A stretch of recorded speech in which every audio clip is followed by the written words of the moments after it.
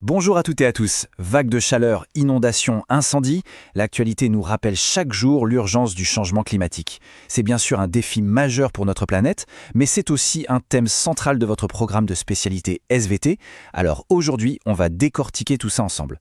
L'objectif, non seulement de comprendre les mécanismes, mais surtout de vous donner les clés pour transformer ces connaissances en une réussite à l'épreuve du baccalauréat.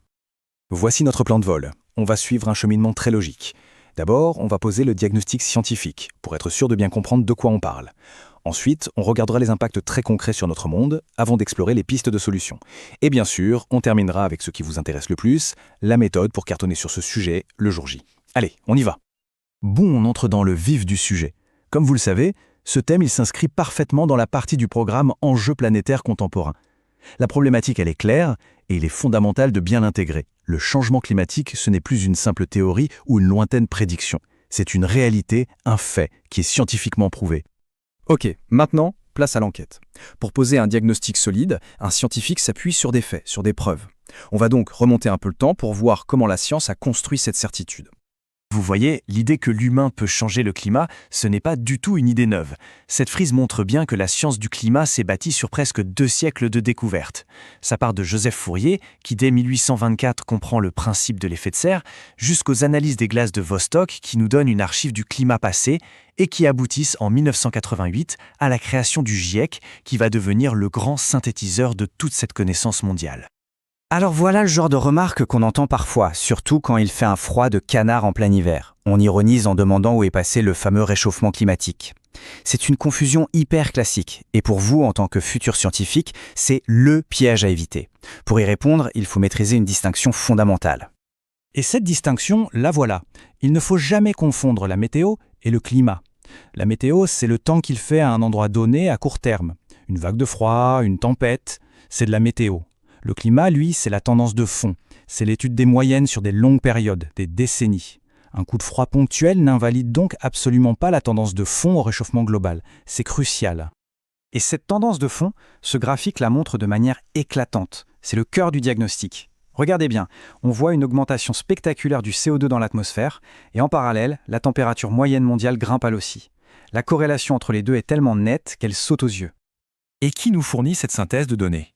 C'est le GIEC. Attention, petite précision importante, le GIEC ne fait pas de recherche lui-même. Son travail, c'est de passer au peigne fin des milliers d'études scientifiques du monde entier pour en faire une synthèse ultra robuste.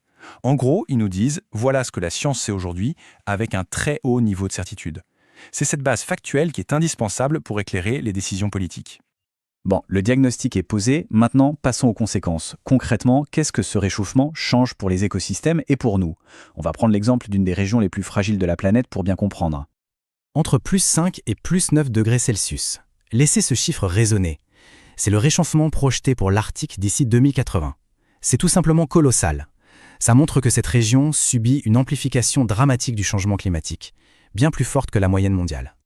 Et bien sûr, ça a des conséquences directes sur le vivant. Prenez le plancton, la base de tout. Le réchauffement de l'eau favorise une espèce invasive qui est beaucoup moins riche en lipides, donc moins nutritive. C'est un peu comme si, à la base de la chaîne alimentaire, on remplaçait un aliment très riche par de la junk food. Et là, c'est l'effet domino, la cascade écologique classique. Ce plancton de moins bonne qualité nourrit moins bien les poissons, qui nourrissent donc moins bien les phoques. Et tout en haut de la chaîne, l'ours polaire, qui dépend des phoques pour survivre, se retrouve en grande difficulté. Un tout petit changement à la base du réseau trophique a des conséquences dramatiques jusqu'aux superprédateurs. Et ne croyez pas que ça ne concerne que les ours polaires. L'impact est aussi direct sur notre santé. Le fameux moustique tigre, par exemple, qui transmet des maladies comme la dengue ou le chikungunya, eh bien, avec des hivers plus doux et des étés plus longs, il étend son territoire vers des régions où il ne pouvait pas survivre avant. Le constat est lourd, on est d'accord, mais on ne s'arrête pas là. Face à ça, quelles sont les stratégies que les sociétés peuvent mettre en place ? Comment peut-on agir ? Ici, il y a 2 mots-clés absolument fondamentaux à maîtriser pour le bac, l'atténuation et l'adaptation. L'atténuation, c'est s'attaquer à la cause. On réduit nos émissions de gaz à effet de serre. L'adaptation, c'est gérer les conséquences. On accepte qu'une partie du changement est déjà là et on s'organise pour en limiter les dégâts. L'atténuation, ça passe par des grands efforts collectifs. Ça va bien sûr du développement des énergies renouvelables au reboisement pour créer des puits de carbone, en passant par des outils économiques comme la taxe carbone ou même des technologies innovantes comme la capture et le stockage du CO2. Allez, on passe à la partie qui vous intéresse sûrement le plus. Comment on applique tout ça dans une copie de bac ? On va décortiquer ensemble une question type avec des documents. La méthode, c'est vraiment votre meilleur allié le jour J. Elle se déroule en 3 temps. Étape 1, j'identifie. Je lis les docs et j'extrais l'info brute, les tendances, les chiffres. Étape 2, je mets en relation. Là, je connecte les infos des différents docs entre elles et avec mon cours. Étape 3, j'argumente. Je construis une réponse structurée qui répond à la question. C'est ça qui fait la différence. Alors, on s'entraîne. Premier document, un graphique sur la masse des ours. Étape 1, j'identifie. Qu'est-ce que je vois? Je décris simplement. On observe une tendance claire à la baisse de la masse moyenne des femelles entre 1980 et 2007. Point. On n'interprète pas encore. Document suivant, la fonte de la banquise. Pareil, étape 1, j'identifie. Que dit le graphique? Il montre que la banquise fond de plus en plus tôt dans l'année sur la même période. On a maintenant 2 faits, 2 observations distinctes. Maintenant, l'étape cruciale. Je mets en relation. D'un côté, des ours plus maigres. De l'autre, une banquise qui fond plus tôt. Quel est le lien? C'est là que vos connaissances entrent en jeu. La banquise, c'est le terrain de chasse de l'ours. Si elles font plus tôt, la saison de chasse est plus courte. Moins de temps pour chasser le phoque, donc moins de réserves de graisse accumulées. On vient d'établir un lien de cause à effet logique entre les documents. Et enfin, étape 3, j'argumente. C'est le moment de rédiger. On reprend tous ces éléments dans un paragraphe bien construit, on part des observations, on explique le lien de causalité qu'on a mis en évidence et on arrive à une conclusion claire qui répond à la question. On a mené un raisonnement scientifique complet. Voilà pour la méthode. Pour finir, synthétisons les points vraiment incontournables, ce qu'il faut absolument garder en tête pour vos révisions et pour l'épreuve. Considérez cette fiche comme votre boîte à outils.